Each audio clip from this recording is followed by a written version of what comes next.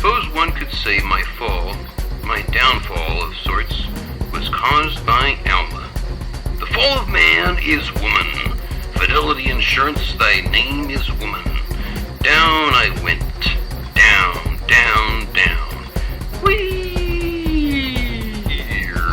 Downward spiral. Spiraling around and around and around, plummeting, free falling because of her? I was going to hell because of Alma? Maybe so, but the question was, and probably not posed by most folks in or out of my position on the playing field, was it a bad thing to be falling? To fall into someone else's hell could actually mean falling into my heaven. Lightning strikes, thunder bellowed, organ music played. Bach. Yeah, sure, Bach. Yeah, that one seems right. However overplayed to the point of hipster's ironical in-joke parody of itself, it could easily seem. Was Alma's impact on my life even a fall at all, or actually a flight? I saw it as both. I grew as I flew, not out of correct, proper, orderly, lawful rules, not out of the right-hand path. I grew and fell and flew because I chose to fall, because I broke the rules, broke them apart, disconnected the right way to do this or that, cut a line right down the middle of convention, near the convent of conventional convention centers. Disrupted the ruling elite. Those ruling rules of rim-rodding the ruling elite. Even if I was one of the most obscure and minor of all the ants in the anthill, I created a schism wherever I went. Chaos, unpredictability, disharmony. I was a schismatic of the spirit. To many that would make me evil, bad, a threat, destructive, harmful, an enemy to humanity, but I saw it differently. Other schismatics like myself, free spirits, individualists following our own left-hand path, not the one where I had to pay my annual dues to Anton LaVey's Temple of Titties, but a real, true, honest-to-goodness individuality of actually not belonging to any little boys groups whatsoever. Secret societies, political parties, religion, etc., etc., even the general group stability of the mind that subscribe to without joining a specific groupie group. We few free few, we free souls drifting through this life and the next were indeed a threat, but a threat to who and what? To innocence? To that divine higher than all divinities? Hell no!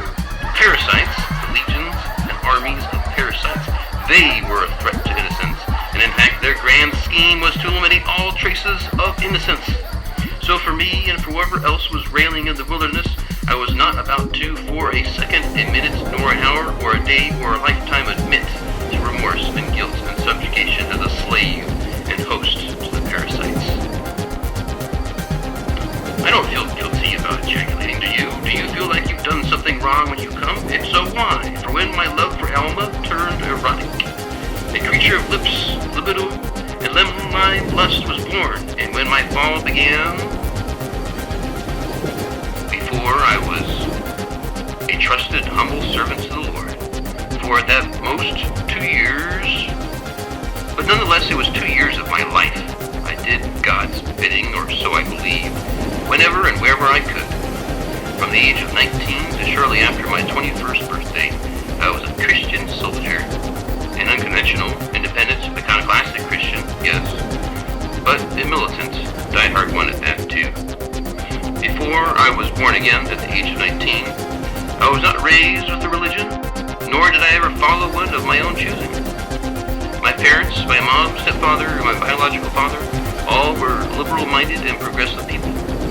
I went to schools that had predominantly progressive teachers and faculty, and most of the friends I had growing up were progressives as well. Religion was not a part of the picture at all. Studying religions, learning about the different belief systems and cultures was the norm, not a dedication to any one particular belief system. Study, not faith. When I was 19, things changed. I was going through a nervous breakdown. Needed to grab onto something. Otherwise, I might spin off the carousel before it finished and go flying into the nearby trash can. Circumstances presented itself at the time which led me to the sort of Christianity I got into. But by the that time it had been 2 years of certitude. The born-again excitement and sensations slowed down, eased up, pacified, and I began to doubt myself. Doubt these newfound beliefs. The feeling simply wasn't there anymore. It wasn't in my line of interest at the Iceland ice rink, so no effort to suck up to the saintly or sinister, sarcastically sour her soup to sweeten sex shops. I turned my back on the previous 2 years' lifestyle and contraptions. Was I a loser? A charmer? Petrified maniac? Or sound and reasonable man? I could do so in my underwear, return the 2 copies of Fit to Bit, The Dust or Dis, Jesus Christ, the Bible, meditation, inner peace, self-denial, the Buddha's belly, other spiritual teachings. I turned all 7 of those switches off and turned instead to myself.